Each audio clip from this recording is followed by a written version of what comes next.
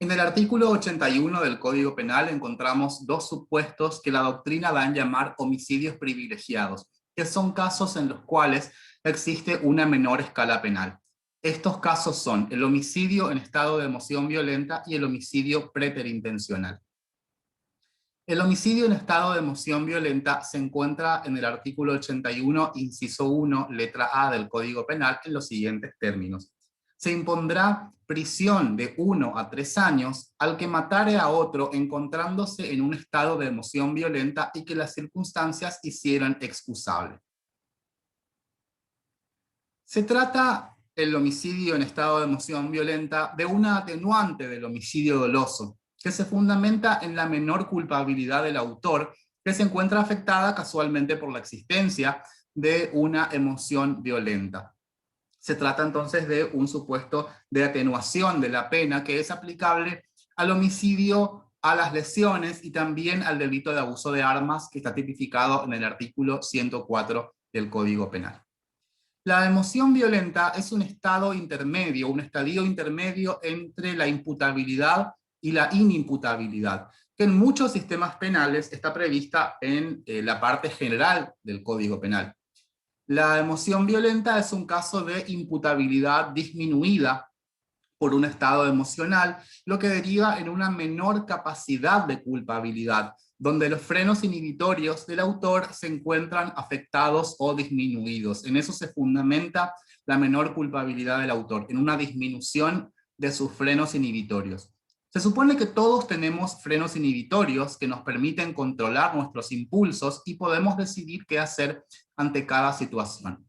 En los casos en los cuales existe emoción violenta, ese estado emocional del sujeto implica que de alguna forma los frenos inhibitorios del sujeto están disminuidos o están afectados, no funcionan como en circunstancias normales.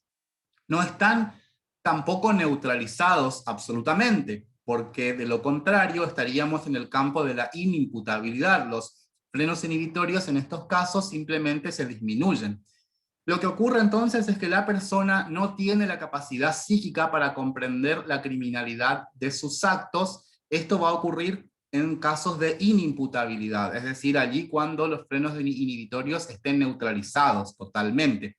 Solamente cuando hablemos de disminución de frenos inhibitorios estaremos en el campo de la emoción violenta. Si esos frenos inhibitorios estaban completamente destruidos, estaban completamente neutralizados, entonces el sujeto no tiene la capacidad psíquica para comprender la criminalidad de su acto, con lo cual es inimputable. Pero la emoción violenta es una atenuante del homicidio doloso porque presenta una pena, es decir, existe una pena para quien mate en emoción violenta. Se afecta entonces la capacidad deliberativa, la capacidad de decisión, de deliberar respecto de los pros y los contras de determinada acción, aunque no se anula esa capacidad, simplemente está afectada, sin ser anulada.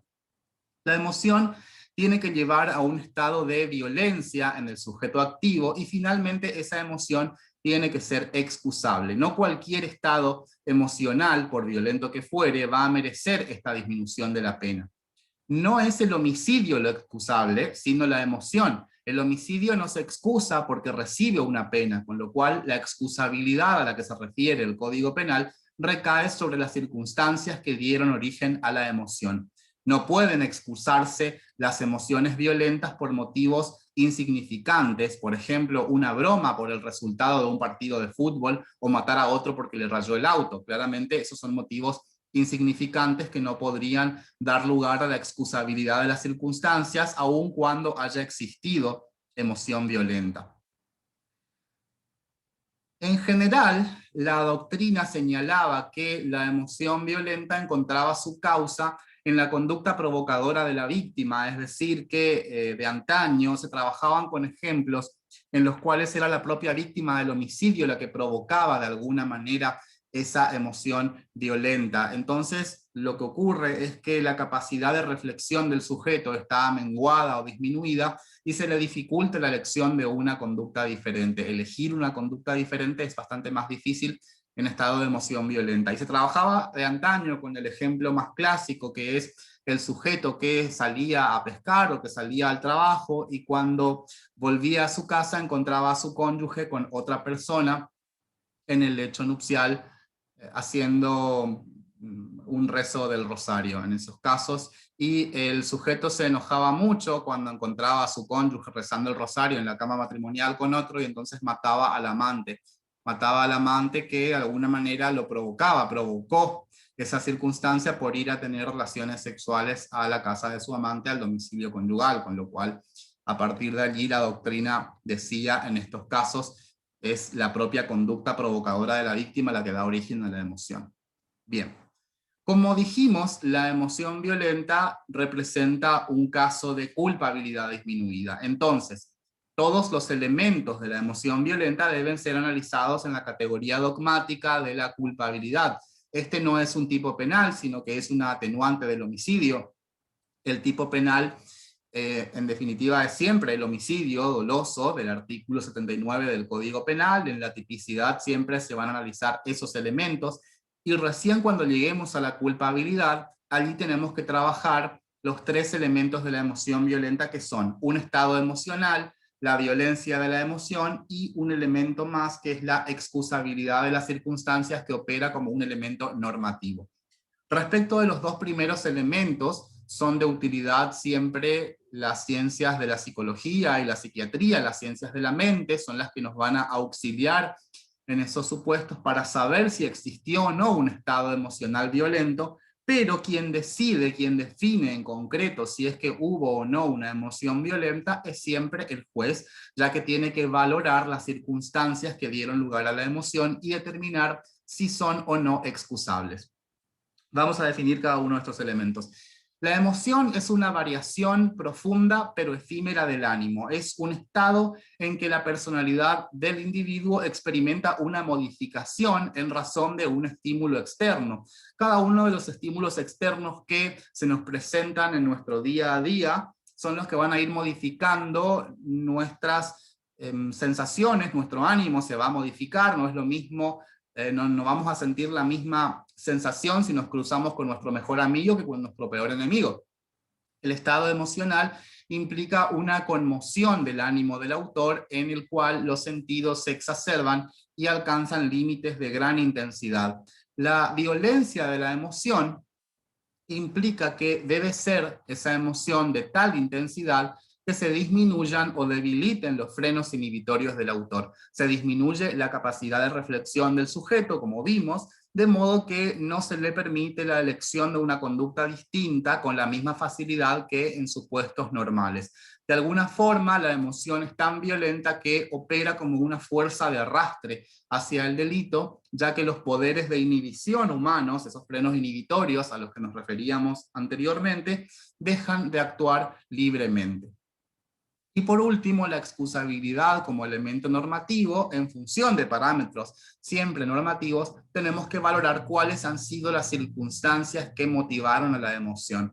Para ello tenemos que valernos siempre de parámetros de naturaleza cultural, ya que el estímulo externo debe evidenciarse como algo comprensible y de cierta gravedad.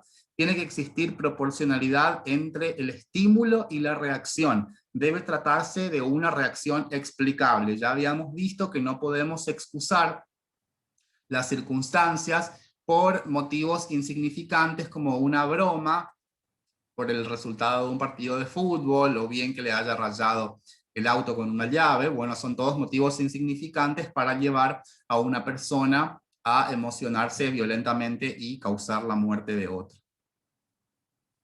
Existen distintas discusiones en el ámbito del homicidio en estado de emoción violenta. En principio, uno de ellos es un debate, una discusión sobre los motivos éticos. Esa es la tesis de Ramos. Este autor sostenía que solamente puede excusarse la emoción violenta cuando esa emoción violenta tiene de trasfondo un motivo ético. ¿Qué es un motivo ético? Aquellos que son capaces de conmover a una conciencia normal.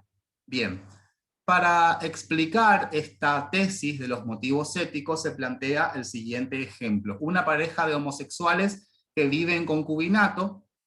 uno de ellos encuentra a su esposo con un amante y lo mata. Es decir, un sujeto sale a pescar, por ejemplo, cuando vuelve encuentra a su pareja, a su concubino con un amante, y mata al amante en un estado de emoción violenta. Normalmente este es uno de los ejemplos clásicos en materia de emoción violenta, pero como se trata de dos personas homosexuales, se entendía en aquella época, estamos hablando de 100 años atrás, se entendía que la homosexualidad era algo inmoral o que uniones de esa clase eran algo inmoral. Entonces, en un caso como este, Ramos diría, este no es un motivo ético, porque en definitiva el trasfondo de la emoción violenta tiene como origen algo inmoral. Entonces, por ese motivo, se negaría la emoción violenta para este supuesto. Entonces, hoy en día tenemos que tener claro que esta tesis ha sido completamente ya desechada, no tiene vigencia. Hoy en nuestro sistema penal es claramente obsoleta, con lo cual no es necesario que los motivos sean éticos. Tenemos que descartar la tesis de los motivos éticos. No es necesario que la emoción violenta haya tenido como trasfondo un motivo ético. De lo contrario, tendríamos que aceptar el siguiente ejemplo como un caso de emoción violenta. Vamos a suponer que un varón, un joven, propone matrimonio a una chica y esa chica lo rechaza. El joven entra en un estado de emoción violenta y la mata por haberlo rechazado. Bueno, ese motivo para la tesis de Ramos es ético. ¿Por qué sería ético? Porque el joven mata porque lo han rechazado ante la propuesta de formar una familia heterosexual, una familia heteronormada. Entonces ese motivo sería ético, pero no es excusable claramente, porque los motivos que lo generan, por supuesto, no van a ser excusables porque no existe una proporcionalidad entre el hecho de haber sido rechazado y causar la muerte de otro. La mera referencia temporal, además, no es decisiva. Debe quedar claro que la emoción violenta debe ser actual, pero es intrascendente el tiempo transcurrido entre la causa generadora de la emoción y el homicidio. Para esto sirve mucho la psiquiatría forense. Se acepta que haya transcurrido mucho tiempo entre el estímulo causante de la emoción y el homicidio. Lo relevante es que la emoción sea actual. La actualidad de la emoción es lo único relevante en el ámbito de esta atenuante. Supongamos el siguiente ejemplo. Una persona es abusada sexualmente y luego su violador escapa, huye, nunca es aprehendido, nunca es sometido a proceso penal. Y varios años después, supongamos 5 o 10 años después, esta persona se encuentra con su abusador en la playa de casualidad. Esta persona que fue abusada sexualmente estaba comiendo un asado y por ello tenía un cuchillo en la mano, y cuando encuentra a su violador revive las circunstancias que han tenido lugar en su psiquis respecto de la violación, toma ese cuchillo y mata, apuñala al violador hasta causarle la muerte. Bueno, en este caso, la emoción es actual. Encontramos actualidad de la emoción. Lo que no es actual son los motivos generadores, porque esos motivos han ocurrido 5 o 10 años atrás en el pasado, pero esa referencia temporal no es decisiva. Lo único importante es que la emoción sea actual, y en este caso la emoción es actual porque en el momento de encontrarse con su violador es que surge esa emoción violenta. Tampoco se requiere la pérdida de memoria, no se va a requerir que el autor del homicidio en estado de emoción violenta no recuerde nada. La emoción violenta puede afectar la inteligencia, pero no se excluye la emoción violenta por la buena memoria del autor. Antes se sostenía que si el autor recuerda muchos detalles, si el autor se acuerda de muchas cosas, respecto del homicidio no puede haber emoción violenta porque la persona debe reaccionar súbitamente o alterada, pero este no es un dato verdaderamente determinante. Aun cuando el autor de la emoción violenta, aun cuando el autor del homicidio en estado de emoción violenta recuerde muchos datos, se acuerde de cómo mató a la víctima, de cuántas puñaladas le dio, bueno, esto no excluye la emoción violenta porque no se afecta por la buena memoria del autor. Tampoco se excluye la emoción violenta por la fuga posterior del autor. Si el autor se da la fuga una vez que terminó de matar a otro, una vez que encuentra que ha matado a otro en estado de emoción violenta y se fuga o escapa, huye, bueno, esa conducta posterior no es determinante ni excluye la emoción violenta. Tampoco excluye la emoción violenta el comportamiento sereno del autor o el actuar sereno del autor con posterioridad al crimen. Es verdad, la emoción violenta produce esa conmoción del ánimo, pero una vez que la emoción violenta finaliza, la serenidad posiblemente vuelva al cuerpo del autor y él se comporte serenamente, tranquilamente, y ese obrar sereno no va a excluir a la emoción violenta.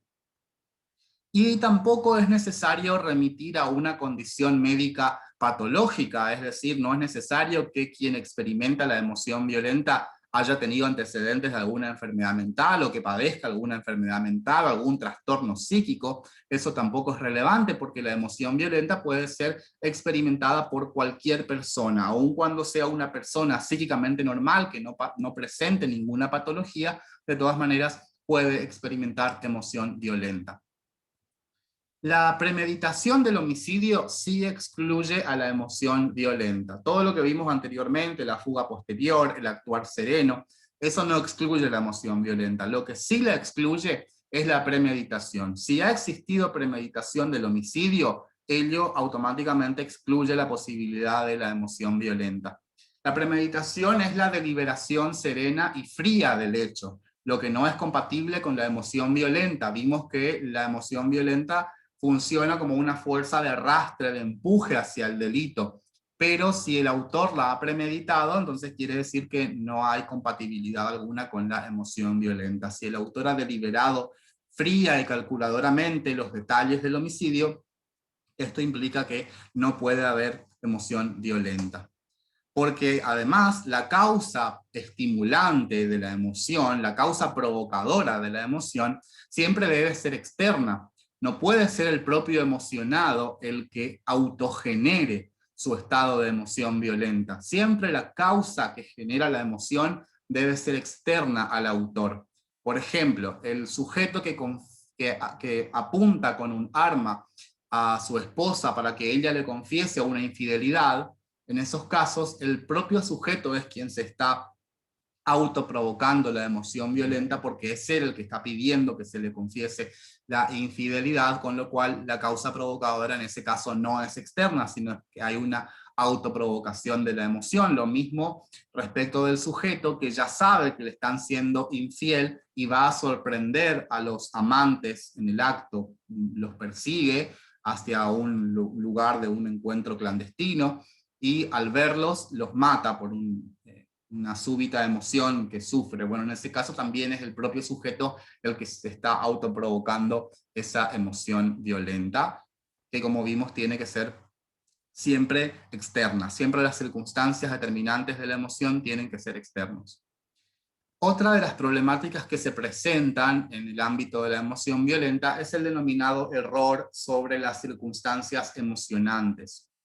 ¿Cuándo tiene lugar el error sobre las circunstancias emocionantes? Cuando los motivos no existen realmente, cuando la motivación objetivamente no se verificó en la realidad, pero el autor se los representa falsamente. Por ejemplo, el caso de un sujeto que piensa que se encontró con su abusador. Trabajemos con el mismo caso del violador en la playa, el sujeto que se encuentra con una persona muy similar, un hermano gemelo de su violador, y termina matándolo, representándose que fue él quien lo abusó sexualmente en el pasado, pero en realidad no era el abusador sexual, sino que era una persona de características físicas muy similares. ¿Qué ocurre en estos casos? Cuando objetivamente no existía la causa, los motivos no existían verdaderamente, pero el autor se los representó como verdaderos. Bueno, al ser una atenuante eminentemente subjetiva, porque lo decisivo aquí son las emociones del autor, aun cuando el motivo desencadenante de la violencia no se haya verificado objetivamente en el mundo exterior, podrá configurarse esta atenuante siempre y cuando el autor se haya representado como verdadera la causa de la emoción. ¿Qué quiere decir esto? Que en definitiva sí debe aplicarse la atenuante del homicidio en estado de emoción violenta, aun cuando los motivos no existen en la realidad. Basta con que el autor del homicidio en estado de emoción violenta se haya representado tales motivos como reales. El error aquí va a beneficiar al emocionado siempre. ¿Por qué? Porque se afectan los frenos inhibitorios tanto si esos motivos existen como si no existen, porque en definitiva aquí lo relevante es que el autor se los ha representado falsamente. El autor se representó esos motivos y sus frenos inhibitorios se han visto disminuidos de la misma manera. Él no sabe que objetivamente ese sujeto no es su violador, él se representó eso y como consecuencia sus frenos inhibitorios de todas maneras están afectados, están disminuidos. Zaffaroni tiene una posición particular con respecto a la emoción violenta y él sostiene que debe extenderse esta atenuante hacia otras figuras penales. En algunas legislaciones, la emoción violenta es una atenuante para todos los delitos o para un gran número de delitos. En nuestra legislación, como ya vimos, está prevista la emoción violenta, pero en la parte especial del Código Penal para el homicidio, las lesiones y el abuso de armas, no para otros delitos. Ahora, Zaffaroni dice que sería irracional aceptar la atenuación en el homicidio y no para otros delitos. Él propone que debe extenderse la emoción violenta a aquellos delitos en los cuales puede tener lugar, es decir, aquellos delitos que son de alguna manera compatibles con esta emoción violenta. Vamos a trabajar con un ejemplo para ver en qué se fundamenta la posición de Zaffaroni. El homicidio en estado de emoción violenta, en el artículo 81 del Código, tiene prevista una pena de 1 a 3 años de prisión. Es decir, el que mata en emoción violenta tiene esa respuesta punitiva.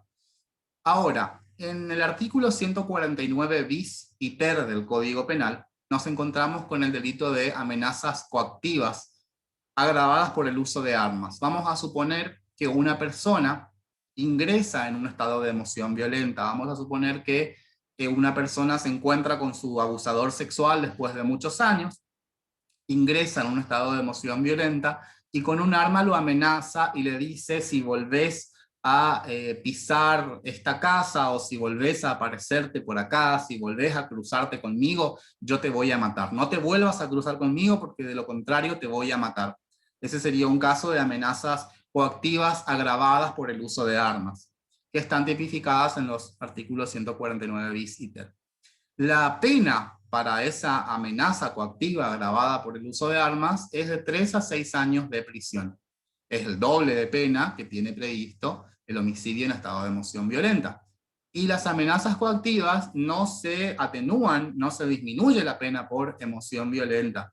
Entonces, pareciera ser que es más grave amenazar a otro en un estado de emoción violenta que matarlo en emoción violenta. El mensaje del Código Penal pareciera ser el siguiente: si ingresás en un estado de emoción violenta, mejor matá, porque tenés una pena bastante reducida, tenés una pena de 1 a 3 años de prisión, nada más si matás, pero si lo llegás a amenazar, no lo amenaces con un arma, porque ahí tenés el doble de la pena, de 3 a 6 años de prisión. Entonces, es bastante razonable la posición de Zaffaroni, sugiriendo que esta atenuante exista para otras figuras penales que además sean compatibles con la emoción violenta. Obviamente una estafa no es compatible con la emoción violenta, pero sí la amenaza, los daños, las injurias también podrían ser de alguna manera compatibles con la emoción violenta. El emocionado violentamente que se pone a insultar o a desacreditar, a deshonrar a otra persona. Otra de las preguntas que se hace la doctrina es cómo incide la emoción violenta en los partícipes. Bueno, el partícipe, vamos a suponer que existe un instigador o existe un cómplice respecto del autor de un homicidio en estado de emoción violenta. Los partícipes, tanto cómplices como instigadores, no se benefician del estado de emoción violenta del autor porque son circunstancias personales de atenuación de la pena. El artículo 48 establece claramente que las circunstancias de atenuación de la pena no se comunican a los partícipes, de forma tal que si el autor se encuentra en estado de emoción violenta y hay algún partícipe, hay un instigador que le está diciendo matalo, matalo, bueno, a ese instigador, si no está en emoción violenta el instigador, no se le disminuye la pena. El instigador solamente podría verse beneficiado por la reducción de pena si también el instigador está en estado de emoción violenta, pero la emoción violenta como tal no beneficia a los partícipes, solamente al autor principal. Una última cuestión vinculada con la emoción violenta es si puede obrarse en legítima defensa ante el emocionado. Es decir, el sujeto que está obrando en emoción violenta, tenemos una víctima de esa emoción violenta, esa víctima se puede defender legítimamente del emocionado. Acá tenemos que hacer una distinción, porque uno de los elementos negativos de la legítima defensa del artículo 34, inciso sexto, es que no haya existido provocación suficiente. Entonces, si la víctima de la emoción violenta fue quien provocó suficientemente esa agresión, claramente no va a poder obrar en legítima defensa, se le va a negar ese derecho porque él fue el determinante o el causante de esa emoción violenta. Es el caso de quien ingresa a su domicilio, encuentra a su pareja teniendo relaciones sexuales con otra persona, con un amante. Ese amante provocó suficientemente la agresión por el hecho de que fue a la casa, al domicilio conyugal a tener relaciones sexuales. Ahí se encuentra la provocación. Si hubieran ido a otro lugar, a un hotel de alojamiento o algo por el estilo, o un albergue transitorio, sería distinta la situación, porque allí no habría una provocación suficiente, ahí no existiría ese elemento. Pero si fue al domicilio conyugal hay una provocación suficiente y no va a poder defenderse legítimamente el provocador de esa agresión, por más que esté en un estado de emoción violenta el sujeto traicionado de alguna manera. No se va a poder defender legítimamente y solamente le quedará la posibilidad de obrar en estado de necesidad exculpante en la culpabilidad, pero eso ya no es legítima defensa, sino que es un caso de inculpabilidad. Ahora, ¿qué ocurriría, por ejemplo, si los motivos no hubieran existido realmente? Podría suceder ahora, un ejemplo un poquito más truculento, que el cónyuge vuelva a su casa y encuentre a su pareja con otra persona en la habitación conyugal y está ligera de ropa y hay otra persona con ella en la habitación conyugal, pero en realidad se trataba de un masajista y no se trataba de un amante, simplemente había contratado los servicios de un masajista que estaba en su casa. Esto era ignorado por el cónyuge que llega a su casa y encuentra su situación y mata al masajista en el convencimiento de que se trataba de un amante. Bueno, vamos a imaginar que el masajista es agredido por ese cónyuge pensando que se trataba de un amante. Bueno, en ese caso, ¿se puede defender legítimamente o no el masajista? Porque aquí ya no tenemos más una provocación suficiente. El sujeto está haciendo su trabajo, eso no es una provocación suficiente, no están teniendo relaciones sexuales. Bueno, la respuesta es que sí se puede defender legítimamente el masajista ante ese ataque en emoción violenta, porque recordemos que la emoción violenta es un supuesto de disminución de la culpabilidad, pero en realidad hay culpabilidad, hay delito, hay una acción típica, antijurídica y culpable, aunque esa culpabilidad esté disminuida. Y la legítima defensa lo que exige para su configuración es una agresión ilegítima. Agresión ilegítima quiere decir una agresión típica y antijurídica. Y aquí la agresión del emocionado violentamente es típica y antijurídica, y además es culpable, solamente que con una culpabilidad disminuida. Entonces, ese masajista se va a poder defender válidamente, se va a poder defender legítimamente en los términos del artículo 34, inciso sexto, porque esa agresión es ilegítima, aunque con una culpabilidad disminuida. El homicidio preterintencional es el segundo de los casos de homicidios privilegiados y se encuentra tipificado en el artículo 81, inciso 1, letra B del Código Penal en los siguientes términos. Se impondrá prisión de 1 a 3 años al que, con el propósito de causar un daño en el cuerpo o en la salud, produjere la muerte de alguna persona cuando el medio empleado no debía razonablemente ocasionar la muerte.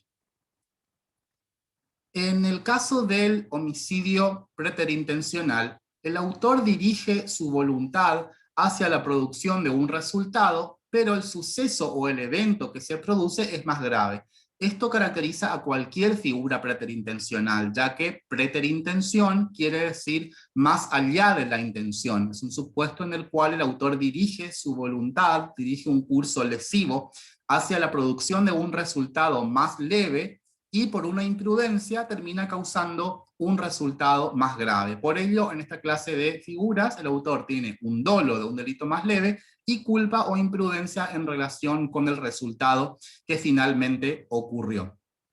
No se trata el homicidio preterintencional, a diferencia del estado de emoción violenta, de un homicidio atenuado.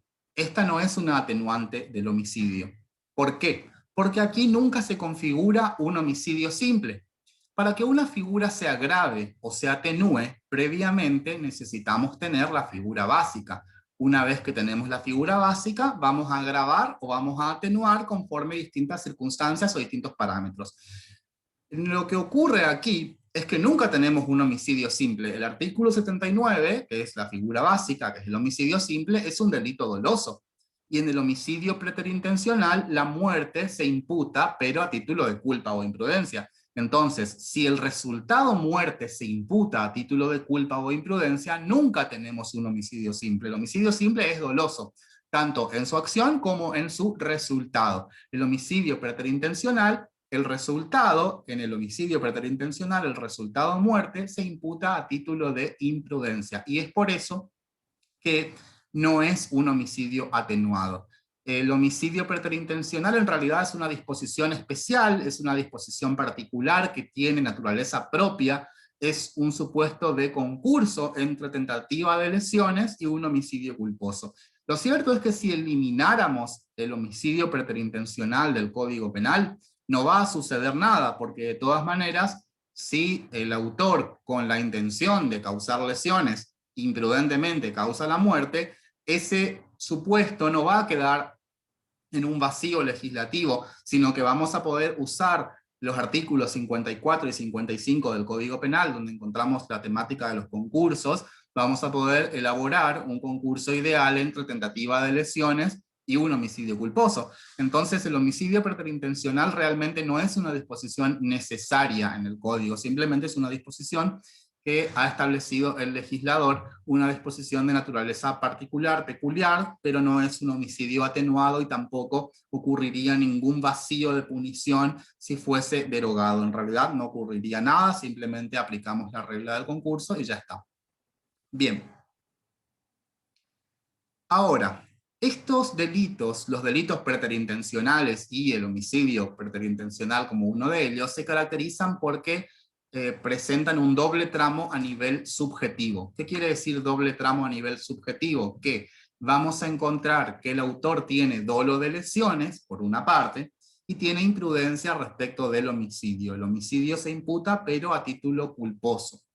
La estructura típica del homicidio preterintencional es entonces la siguiente: debe haber una acción, un resultado muerte, un nexo de causalidad y de imputación objetiva, pero a nivel subjetivo el autor solamente se representa concretamente las lesiones, solamente tiene dolo de lesionar, pero el resultado muerte no es alcanzado por ese dolo. El autor no tiene que representarse en forma concreta la muerte, sino que simplemente va a existir imprudencia respecto de ese resultado más grave.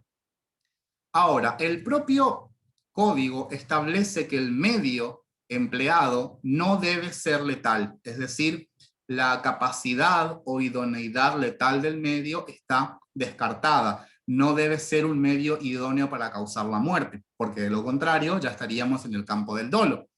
¿Qué quiere decir esto? Que el autor que toma un arma de fuego y dispara 20 veces al cuerpo de la víctima no puede decir yo no lo quería matar. ¿Por qué? Porque el medio empleado es apto para causar la muerte. No puede argumentar que simplemente quería lesionar cuando claramente el que dispara tantas veces al cuerpo de otro debe representarse concretamente que puede causar la muerte. Entonces el medio empleado no tiene que ser letal. ¿Y cómo sabemos eso? Hay que analizar en los casos concretos no solo la naturaleza del medio, sino que debe apreciarse todo el contexto del caso, sobre todo la forma en que fue utilizado el medio. ¿Por qué? Porque en el ejemplo anterior, el que dispara con un arma de fuego 20 veces al cuerpo de otro, ese es un medio letal, ese es un medio apto para causar la muerte. Pero no es lo mismo usar el arma de fuego como un elemento contundente. Utilizar el arma de fuego para golpear a otro en la cabeza con la culata, eso ya ha dejado de ser un medio letal, ya no es un medio apto o idóneo para causar la muerte. Además, deben tomarse en consideración las cualidades particulares del autor y de la víctima. ¿Por qué? Porque un golpe de puño, uno dirá, claro, eso no es un medio apto para causar la muerte, pero no es lo mismo darle un golpe de puño a una persona adulta que darle un golpe de puño muy fuerte a un bebé recién nacido o a un anciano moribundo. Tampoco es lo mismo un golpe de puño de una persona de complexión pequeña que un golpe de puño de un boxeador. Claramente ahí cambian completamente las situaciones. Entonces, un golpe de puño tiene que valorarse además en todas las circunstancias de realización en cada uno de los casos concretos. No hay fórmulas matemáticas para determinar la letalidad del medio empleado.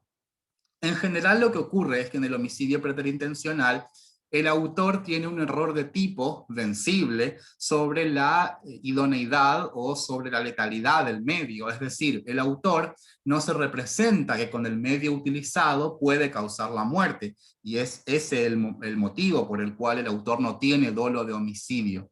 Un ejemplo clásico en materia de homicidio preterintencional es aquel que empuja a la víctima para causarle lesiones y la víctima cae y lleva la cabeza contra un mueble o contra un objeto de mármol y sufre una lesión en el cráneo que le ocasiona la muerte. En ese caso, el que empuja no se representaba que eso es lo que iba a ocurrir, no se representaba que empujando la persona iba a sufrir esa lesión que le iba a causar la muerte. Por ende, estamos en ese caso ante un homicidio preterintencional. O también el supuesto de quien usa unas tijeras para producirle un corte muy leve a un sujeto que padece hemofilia. Pero esa circunstancia, es decir, la enfermedad padecida por la víctima, era ignorada por el autor de esas lesiones. Un corte leve con unas tijeras en una persona normal, en una persona que no padece hemofilia, no es verdaderamente un medio letal, no es un medio letal para causar la muerte, pero en una persona con hemofilia, esa pequeña lesión sí puede ser apta para causar la muerte. Entonces, en general, lo que ocurre en el homicidio preterintencional es que hay un error vencible sobre la letalidad de ese medio. El autor no se representa que el medio era letal. Bien. Ahora, tenemos que tener en cuenta que en la imprudencia también existe cierto grado de representación. Cuando hablamos de dolo y culpa, no nos estamos refiriendo ante los casos en los cuales el autor sí se representa o no se representa. Cuando hablamos de dolo y culpa nos estamos refiriendo más bien a grados de representación. La representación, cuando hablamos del dolo, es siempre concreta y efectiva y actual, y en la culpa en realidad no existe una representación concreta del resultado, sino que más bien existe una previsibilidad o una conocibilidad del riesgo, pero en potencial. Es decir, existe una representación abstracta del resultado. Él no sabe o confía en que por sus particulares habilidades el resultado no va a ocurrir, no va a acaecer. Entonces, la culpa siempre es entendida como previsibilidad. El resultado muerte en el homicidio preterintencional no debe haber sido previsto, porque de lo contrario estaríamos en el terreno del dolo, pero sí debe ser previsible, mínimamente en abstracto, porque nadie puede responder penalmente por un resultado que no tuvo ni siquiera la posibilidad de prever.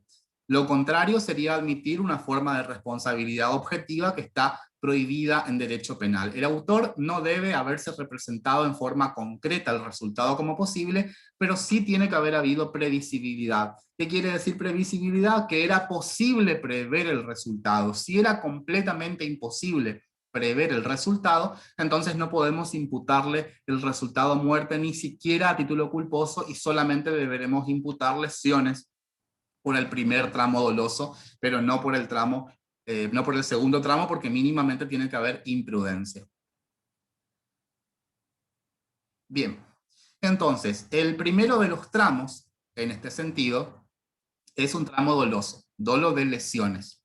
Ahora, ¿qué clase de lesiones debe perseguir el autor? nuestro Código Penal en materia de lesiones las clasifica en 3 grupos según la intensidad o según la gravedad de la lesión. En los artículos 89, 90 y 91 encontramos los delitos de lesiones leves, graves y gravísimas respectivamente. Ahora, un sector de la doctrina penal no distingue respecto de este particular y dice, el autor puede perseguir cualquier clase de lesiones, sean lesiones leves, sean lesiones graves, sean lesiones gravísimas. Ahora, vamos a ver un par de objeciones respecto de esta postura dogmática. ¿Por qué?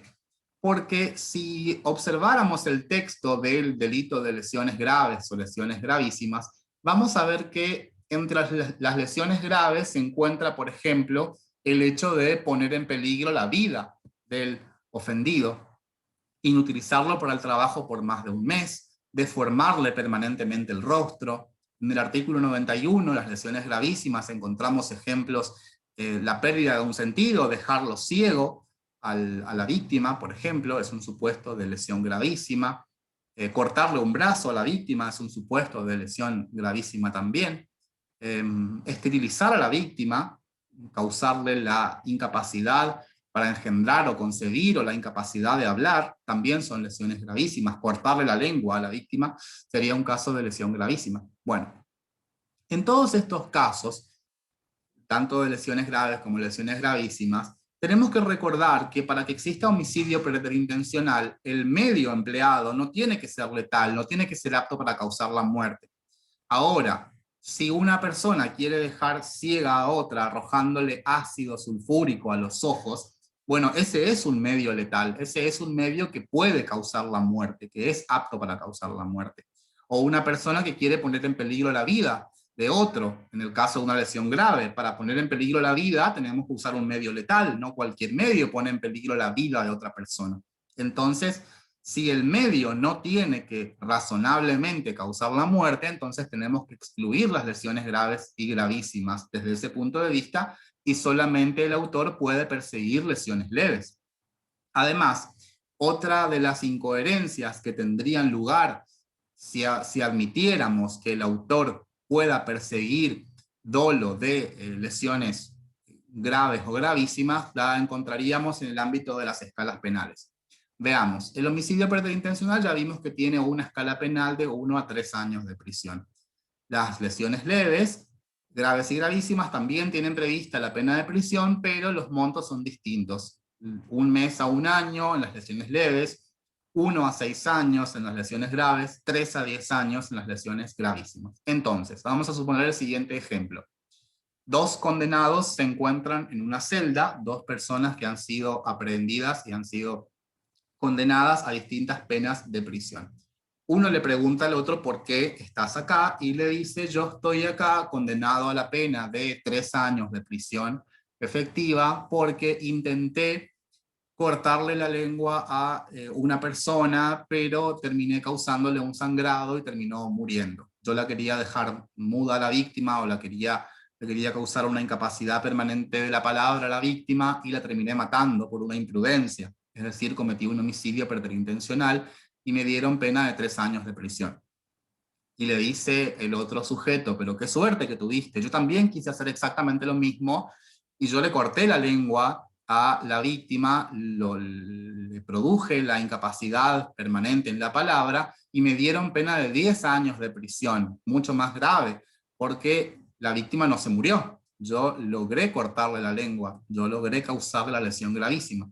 Entonces, la lesión gravísima consumada tiene mucho más pena que un homicidio preterintencional en este caso. Entonces, existiría una gran incoherencia de las escalas penales. El sujeto que tenía dolo de lesiones gravísimas y culpa en el homicidio tiene una pena mucho menor que aquel que logró consumar las lesiones gravísimas sin matar a la víctima. Entonces encontraríamos esta gran incoherencia respecto de las escalas penales, de forma tal que consumar la lesión gravísima tiene más pena que no consumarla y causar un homicidio imprudente, recibiendo una gran disminución de la pena, y es por ese motivo que solamente debería aceptarse el dolo de lesiones leves. ¿Qué quiere decir esto? Que solamente cuando el autor persiga causar lesiones leves a la víctima y por una imprudencia le cause la muerte, solamente en ese caso vamos a estar ante un homicidio preterintencional.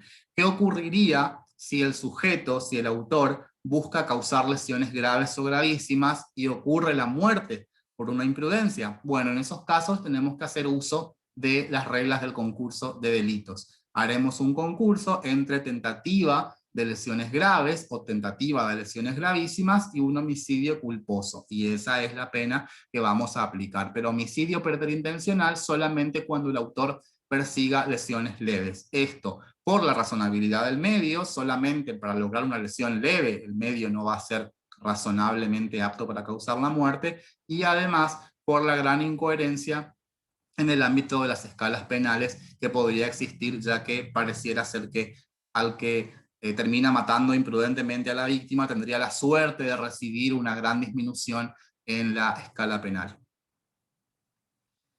Nuevamente, en el ámbito del dolo de lesiones, vamos a preguntarnos qué clase de dolo. Sabemos que en materia de dolo existe una división tripartita, que es la que divide o clasifica al dolo en dolo directo, dolo indirecto y dolo eventual.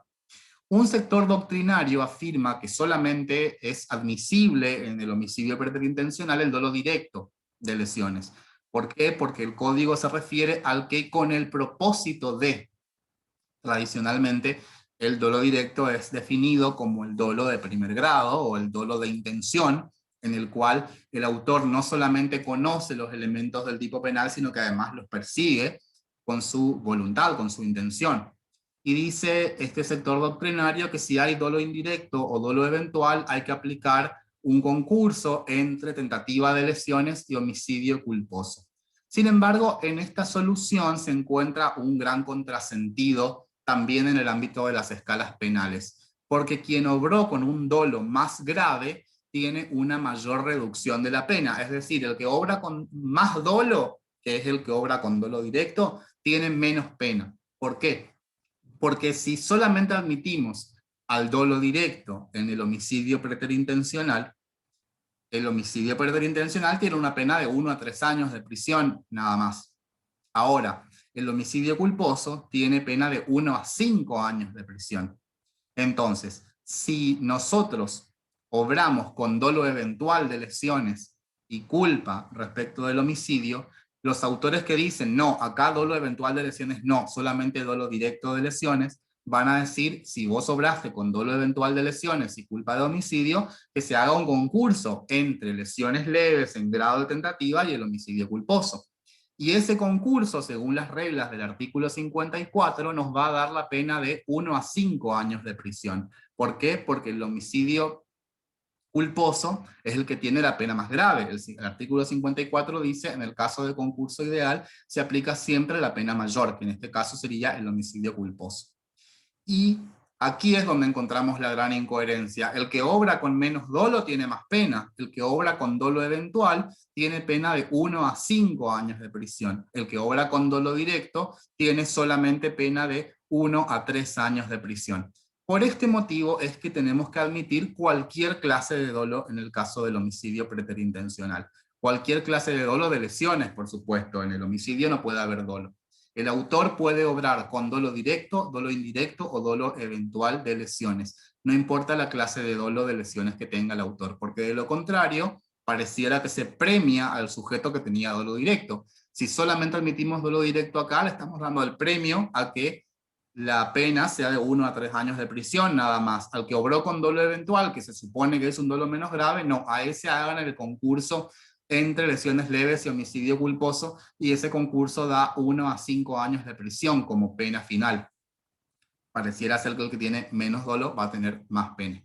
Así que la conclusión a la que llegamos aquí es que en el homicidio preterintencional es admisible cualquier clase de dolo. Ahora, también es criticable la escala penal de este delito en relación con el homicidio culposo.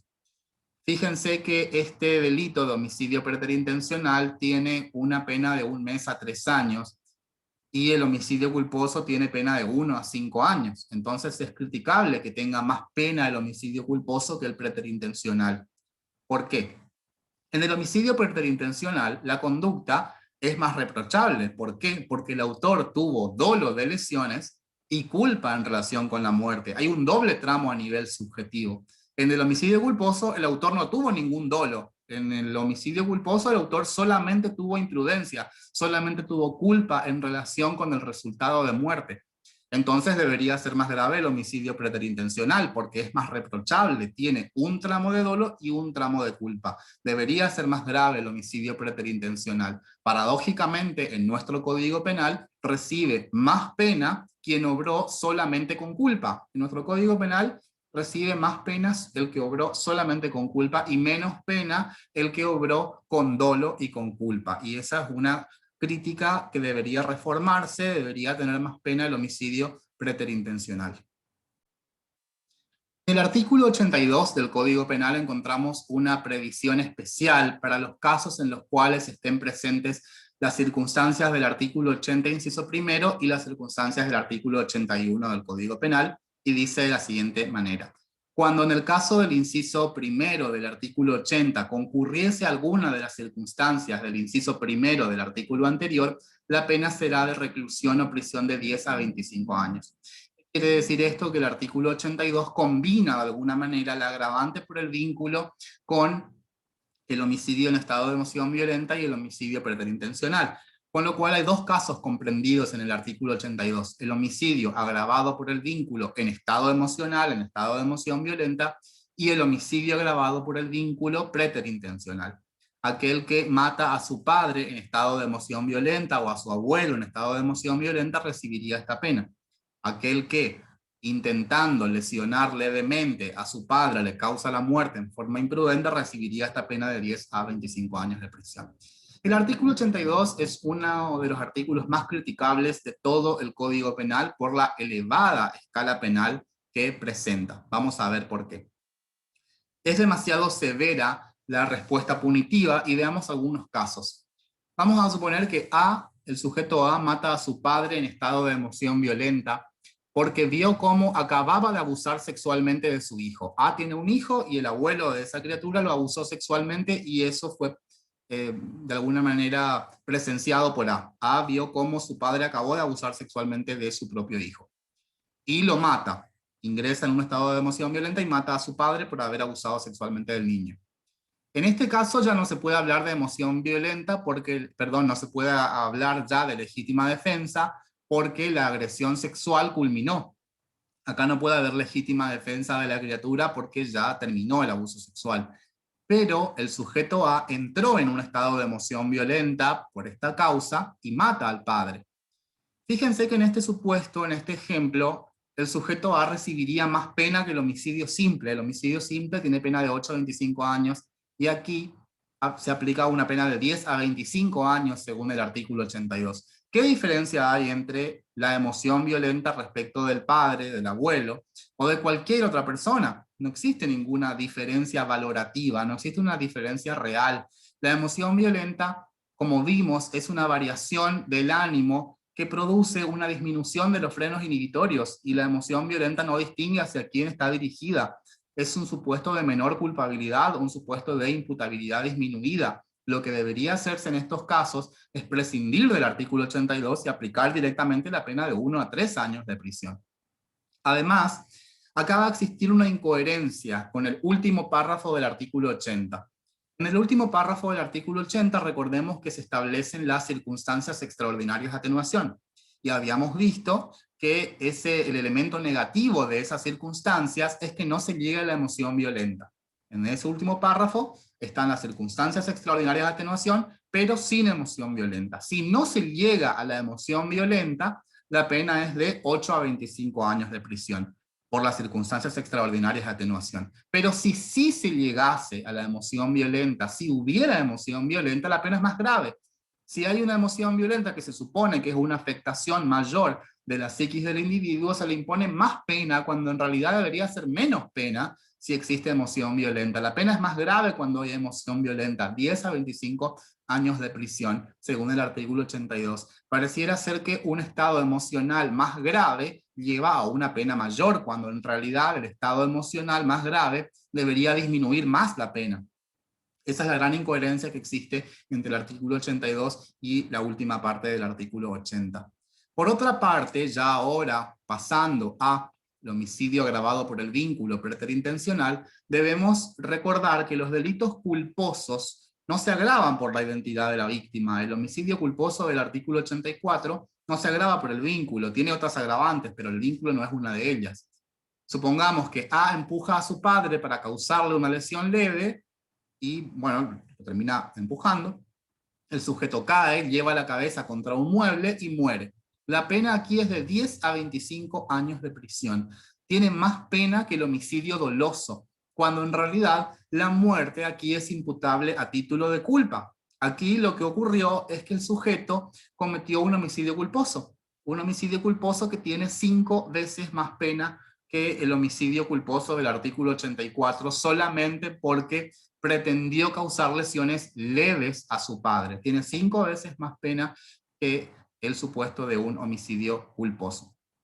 Matar a otro con dolo sería menos grave, 8 a 25 años. Acá, dolo de lesiones leves y culpa respecto al homicidio tiene pena de 10 a 25 años de prisión. El artículo 82 entonces tipifica un supuesto en el cual es más grave un homicidio imprudente que un homicidio doloso, y afectamos, en este caso, encontramos una grave vulneración, una grave afectación al principio de proporcionalidad de las penas, que es un derivado del principio de culpabilidad penal.